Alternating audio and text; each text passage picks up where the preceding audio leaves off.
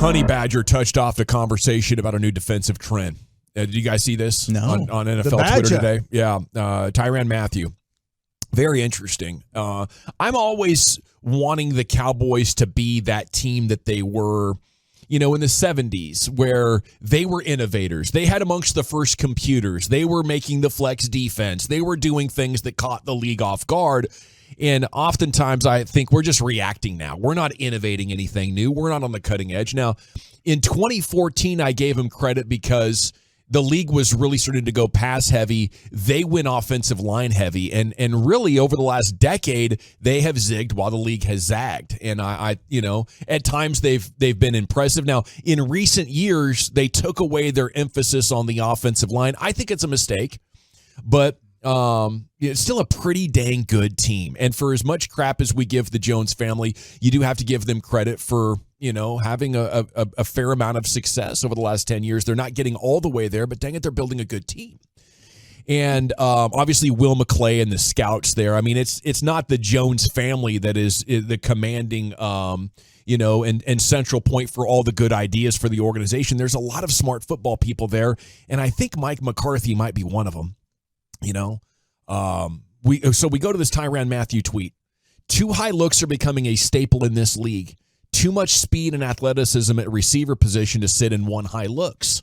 Have to take what the defense gives you when you leave in shell looks. Only a few can dissect it. And immediately that jumped out to me as interesting because the Cowboys spent more time in single high last year than any other team in the league. And they had to do that so they could stop the run. Anyway, the tweet thread continues, and it's not Tyrann now. It's Dan Orlovsky coming in who says, and the great defenses will sit in that shell and still be able to dominate the run game with a light box. And that is why on NFL Live, we did a whole segment on the running game coming back and also why the run-stopping defensive tackle will become a premium position again. Sam Munson, Pro Football Focus, guy who joined us on Radio Row this past year in Arizona, said those run-stuffing defensive tackles now have very high Pro Football Focus WAR figures, wins against replacement. Their value is already showing up in analytics, and I definitely agree they're going to get really coveted again. So as the Cowboys midseason last year, they bring in Hankins, they bring him back, not good enough. We're going to go get a young one now. Mazi Smith, yeah. They have two. And I'm sure this is maybe old stuff to you guys, but I think for me and maybe more the consumer level of the NFL fan, this is going to allow them to sit back and cover two, protect against the big play better, and stop the run with light boxes. That's the theory on it. I think San Francisco does it well. I think the better teams in the NFL. How do you account for both? It's with the fat guy that the Cowboys frankly ignored really post Jay Ratliff. When you look at the Super Bowl teams we could probably go through and look at every one.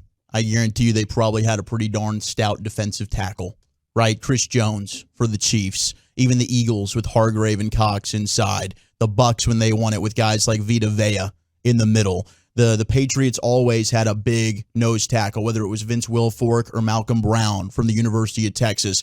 It's not necessarily new, but you're right, from the Cowboys' perspective, fans of this team have been clamoring for this. Yeah. It was a Rod Marinelli thing where, hey, we want guys that are going to play the run on the way to the quarterback. It was a body type, scheme fit, whatever they wanted to say. They weren't interested in the big-bodied, big butt anchor in the middle.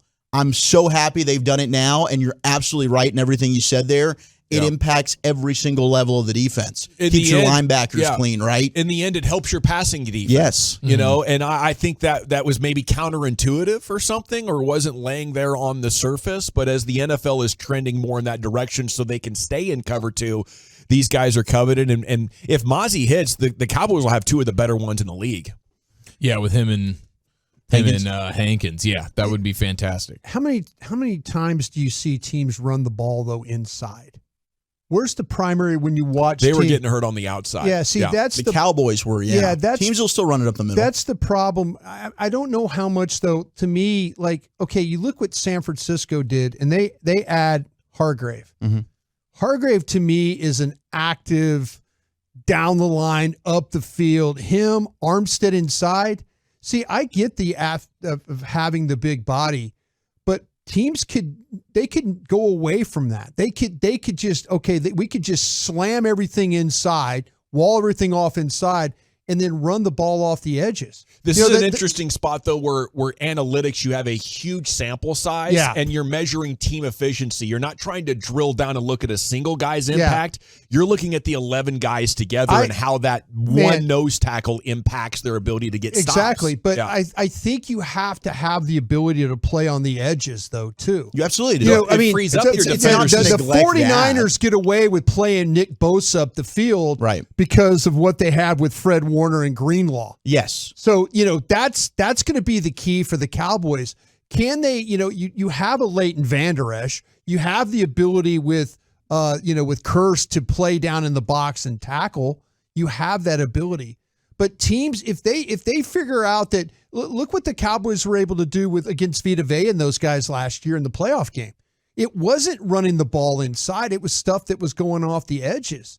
That's where I think the Cowboys, if the middle part of it will hold up, it's can Tank continue to play at a high level. Mm-hmm. It's can Sam Williams on the opposite side play on a high level. How many times did we see the ball get to the edge and all of a sudden it was Diggs having to force, and they crack the safety, they get it onto Diggs, and they've got the edge secured. That's the thing that I worry about when I watch Cowboy defense.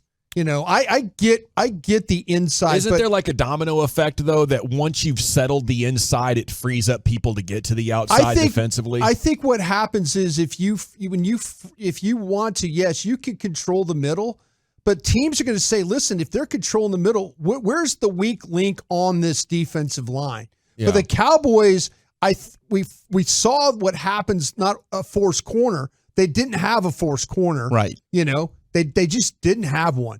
But it's okay, if they cut Vander Esch off inside, what happens? Who's making the plays on the edges? I guess the hope is, right, that Vander Esch is your linebacker's clean. You're Clark, Vander Esch, Curse. You're absolutely right. They have to rally to the football, but how many times are they getting stuck in the mud and they're trying to fight through trash because you're getting linemen to the second level and they're getting hands on them. Hopefully this mitigates that because you've got Mazi Smith, you've got Jonathan Hankins that can take on blockers and not allow them to get to the second level. Teams figured out to run the ball against Dallas was just to crash, just to down block the edges and try and get the ball onto the outside. Because running the ball inside against Hankins, that's not going to happen. Sure, yeah, it's not going to happen. It's probably not going to happen. You're giving your linebackers a chance now, and they didn't. Pre-Hankins, they didn't have much of a chance often. No, they really didn't. And so that's what I'm saying. Teams will.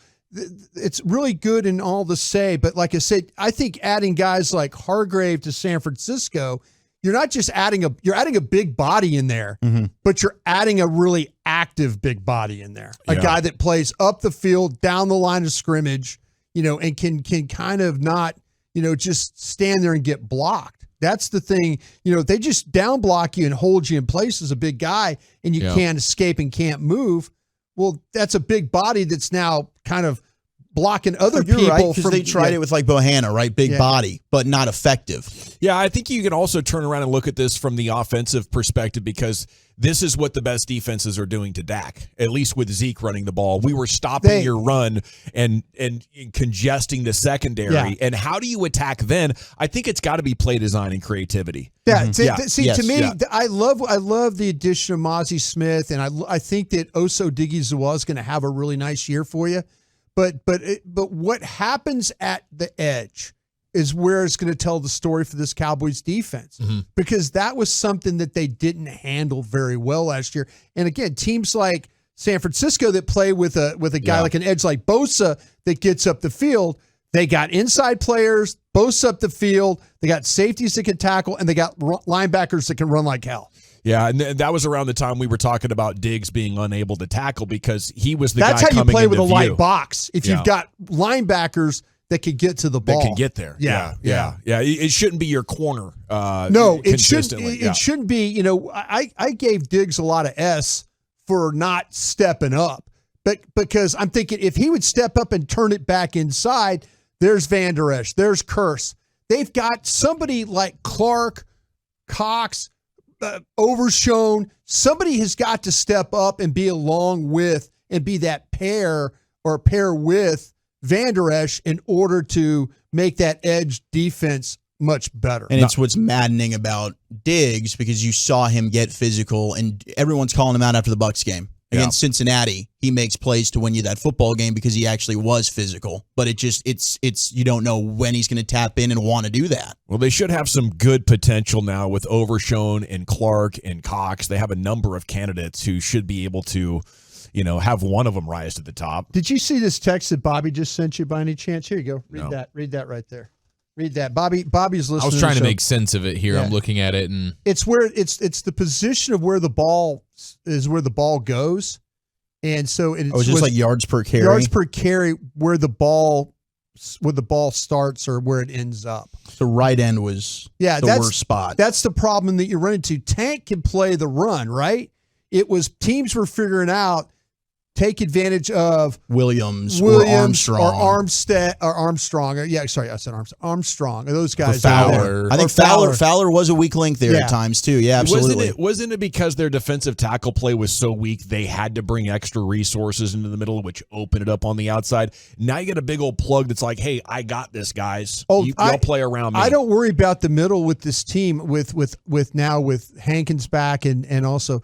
What I worry about is like, okay, if all of a sudden these big bodies are just taking on blocks and now the ball is not even going to the inside, they're not moving. They're just standing in the middle. So sure, you're not going to run the ball, but what happened? The ball automatically goes to the outside because teams know. I just think the linebackers and the safeties, they got to watch a guy like Gallimore. With Smith, they're like, he's got it. I'm going to the ball.